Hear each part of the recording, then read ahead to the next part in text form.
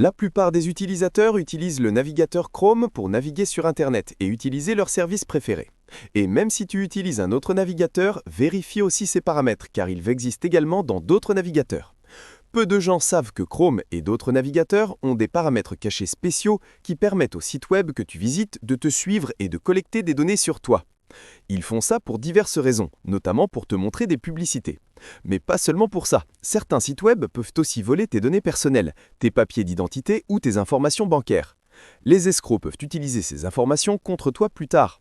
Alors aujourd'hui, je vais te montrer quelques paramètres très importants dans ton navigateur que tu devrais modifier pour te protéger des sites web malveillants. Empêche les sites web que tu visites de te suivre et accélère ton navigateur. Pour trouver le premier paramètre sur ton téléphone, ouvre le navigateur Chrome. Ensuite, dans le coin supérieur droit de l'écran, appuie sur les 3 points et sélectionne Paramètres. Après ça, descends jusqu'à Confidentialité et sécurité dans la section de base et ouvre-la. Ensuite, tu peux voir dans la section Confidentialité supprimer les données de navigation, ton navigateur enregistre tout ce que tu fais dedans, comme les sites web que tu visites et ce que tu recherches. Il accumule aussi des fichiers temporaires de différents sites. Tout ça peut remplir la mémoire de ton téléphone et ralentir ton navigateur. Plus important encore, si quelqu'un prend ton téléphone, il peut voir tout ce que tu as déjà recherché ou visité. Donc, il est important d'effacer ton navigateur régulièrement au moins une fois par mois. Cela aidera ton navigateur à fonctionner plus rapidement et à garder tes informations privées. Pour faire ça, ouvre « Supprimer les données de navigation ». Ensuite, sélectionne ici dans la plage de temps. Sélectionne toutes les périodes et sélectionne l'historique de navigation. Ensuite, les cookies et données de site.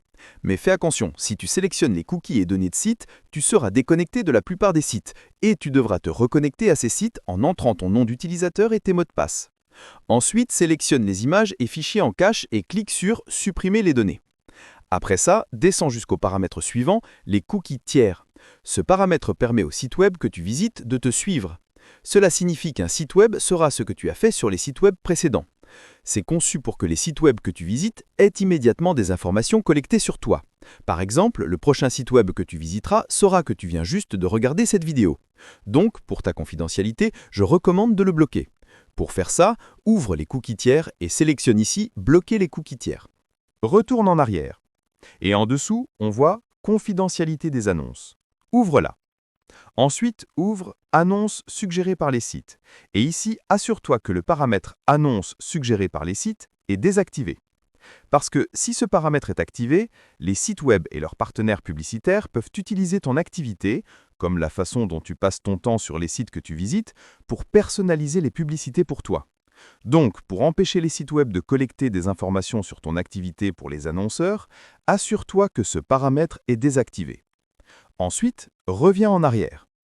Reviens encore en arrière vers les paramètres de confidentialité et sécurité. Et en dessous, on peut voir l'onglet « Envoyer une demande de non suivi ». C'est pour qu'on puisse demander au site web qu'on visite de ne pas nous suivre.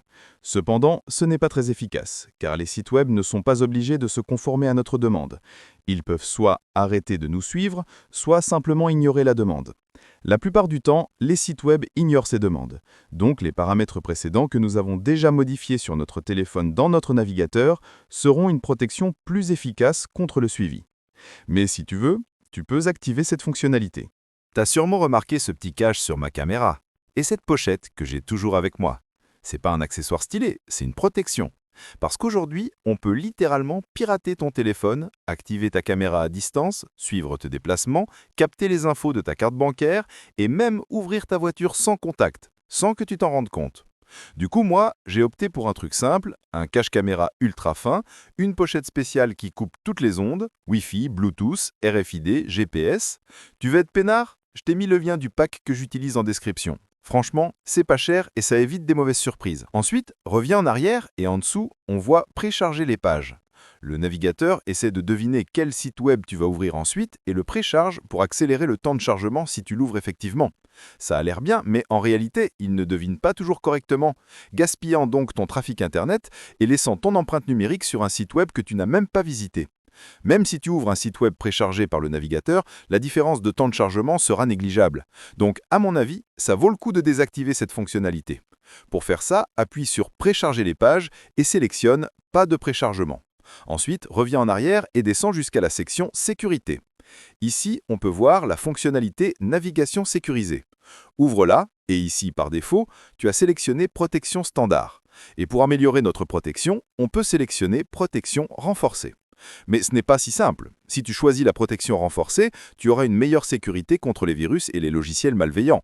Mais le navigateur enverra plus de données à Google pour analyse. Ce n'est pas bon pour notre confidentialité. Donc, tu dois choisir. Si la confidentialité est importante pour toi, choisis la protection standard. Mais si tu veux la meilleure protection contre les logiciels malveillants, choisis la protection renforcée. Mais ne choisis pas aucune protection parce que ce n'est pas sûr. Le meilleur choix pour la plupart des utilisateurs sera la protection standard. Ensuite, reviens en arrière. Après ça, en dessous, tu peux voir « T'avertir si ton mot de passe a été compromis lors d'une violation de données ».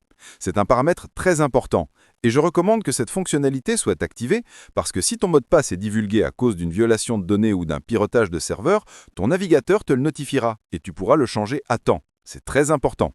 Plus bas, on peut voir « Toujours utiliser une connexion sécurisée ». Ouvre-la, cette fonctionnalité affichera des notifications quand un site web utilise une connexion non sécurisée. Entrer n'importe quelle information sur un tel site n'est pas sûr car elle pourrait être interceptée et volée. Si cette fonctionnalité est activée, tu verras immédiatement des avertissements à ce sujet et tu éviteras d'entrer tes données. Donc, je recommande d'activer cette fonctionnalité. Et pour éviter les notifications erronées, sélectionne « Avertir pour les sites publics non sécurisés ». Et maintenant, je vais te montrer comment ça fonctionne. Je vais visiter un site web non sécurisé exprès. Pour ça, ouvre une nouvelle fenêtre, puis ouvre un tel site web. Et je vois une notification indiquant que ce site web n'est pas sécurisé. C'est tout ce que je voulais partager avec toi. Si tu as trouvé cette vidéo utile, abonne-toi et clique sur la cloche pour ne pas manquer les nouvelles vidéos utiles. Merci à tous ceux qui soutiennent ma chaîne. J'apprécie vraiment. Si tu aimerais aussi me soutenir, tu peux le faire via le lien dans la description de la vidéo. Merci d'avoir regardé.